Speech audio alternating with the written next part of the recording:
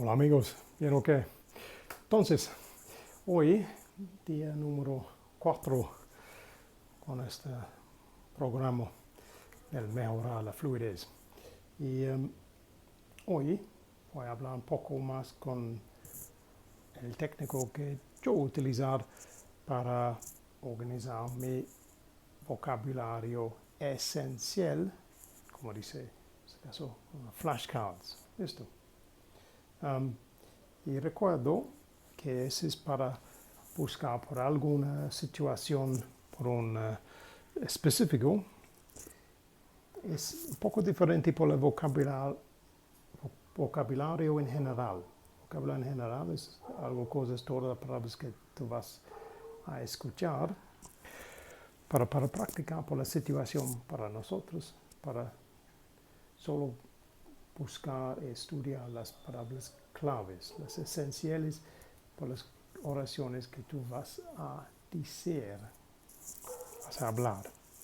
Por eso yo busco solo para más o menos 4 o 5 frases clave, esencial, por cual situación específica. Y eso es que yo hacer con todo, con estas, por ejemplo, estas tarjetas. Listo? Okay, so today, here we are, day 4. So I'm going to briefly explain how I do what I call the flashcards. So really it's just a list of the essential vocabulary, and particularly the essential phrases or sentences that I need for particular situations.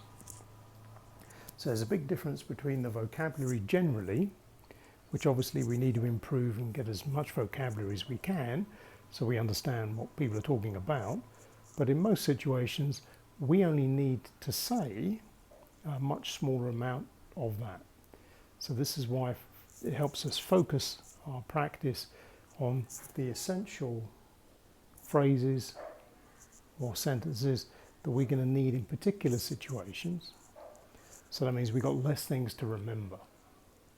We should make it a bit easier to advance our study and to feel more confident that we're more fluid, because we only really need to practice these essential phrases for the particular situation. And the rest of the conversation, we're going to make use of our native speakers who we're with, and we're going to let them speak. We're going to listen to them, wait for particular words that we know are key words for us. When we hear those key words, that can trigger us then to ask another one of our specific questions. Yeah? So that's the difference. We're looking at reading generally to improve our vocabulary. We then think very carefully about specific situations that we know we're going to encounter, and what are the real minimum dialogue we need for those particular situations, and that's the stuff we're going to practice. So alongside my studies with Bregstein's book, yeah, now this has obviously helped me a lot because it's shown me a lot more vocabulary, and it's reminding me of a lot of grammar points that I need to make sure I'm a bit clearer on. Yeah, so this is very useful to use this. But obviously that's a very general text, and they're trying to show you an awful lot of vocabulary and particular phrases you might need to use. I'm trying to reduce this down to be more specific to particular situations that I think I'm going to need to use my Spanish in. I've broken these down into basically 12 different situations. So we've got the airport, the taxi, the hotel, shops, restaurant, bar, asking directions, making appointments, maybe taking an interview, phone calls, meetings, and talking about your plans. This is kind of like a progression. Somewhere you can look at it more or less like you arrive at the country, take the taxi to your hotel, bit of shopping, go out, have some dinner or something. Then you're going to go to find your appointment or maybe your interview following day, and hopefully get your job, and then you start work with you, go through meetings and mainly phone calls. Yeah?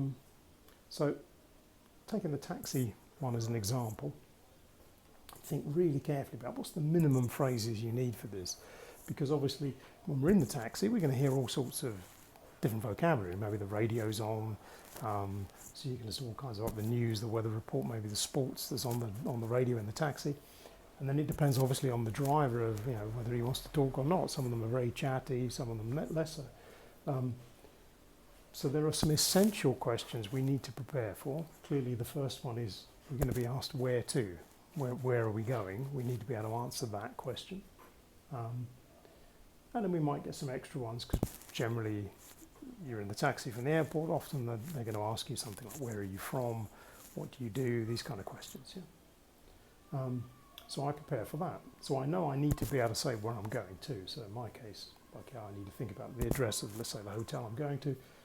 So I know in Spanish I need to go with por el Hotel Metropol en la Plaza Mayor. Yeah? So you know you're going to be asked where to, where are you going? So we can easily prepare for that question. And then as a minimum, I need to ask how much is the fare. There's some different ways to say this. I know I could ask for quanto vale, quanto cuesta, or que le pago. Que le pago. And then really it's what do I owe you? So in that sense, as long as I prepare for like one of the questions I know I'm going to be asked, I can prepare my dialogue for that's where I want to go, and I clear up how much do I owe you. That's it. So I only need like 2 or 3 sentences to cover that. If I think a bit further out, okay, I can predict I'm probably going to be asked a question like where am I from, and maybe what do I do, so I can prepare for those. So if I hear like where am I from, okay, well, I'm from London, soy de Londres. Yeah. What do you do? Well, I'm an English teacher, so professor de inglés.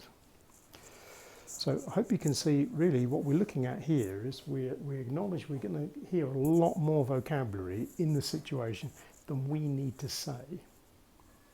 But that's good because we're going to practice, the native speakers that are around us are going to help us with our listening and improving our vocabulary.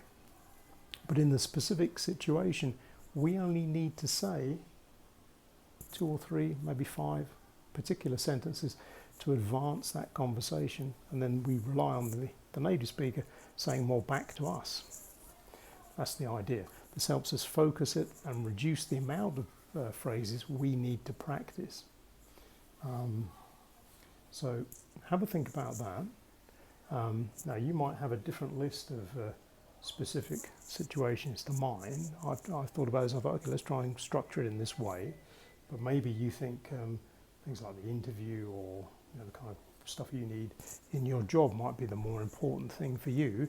But in which case, just reduce it into be very, very specific. The more specific the situation, then you could be much more focused on the vocabulary you might need. And so try and keep it down to about 3 or 5 key phrases for that particular situation.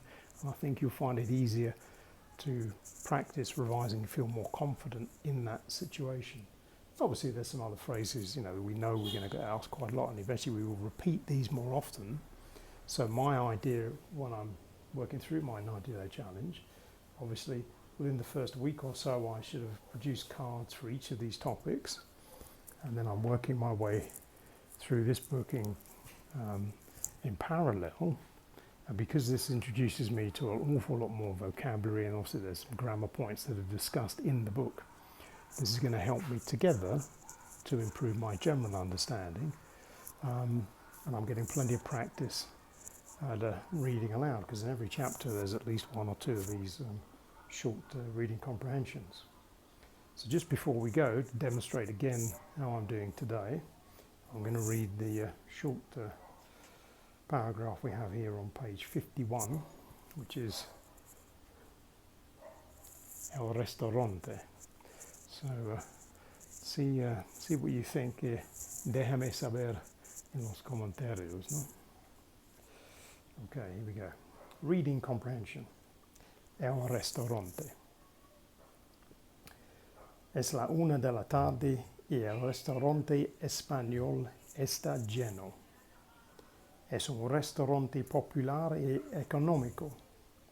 Hay 18 mesas y 5 camareros excelentes. En cada mesa hay 4 o 5 personas.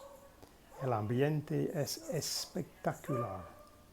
La gente está alegre porque es un día de fiesta y no hay trabajo. hay dos pisos. En el primero piso hay bebidas y tapas. En el segundo piso hay bebidas también y el plato del día. En el menú hay pollo, carne y mucho pescado. En el especial del día hay sopa, papas, vegetales, ensalada, postre y café o té. Todo está sabroso hoy. So there we go.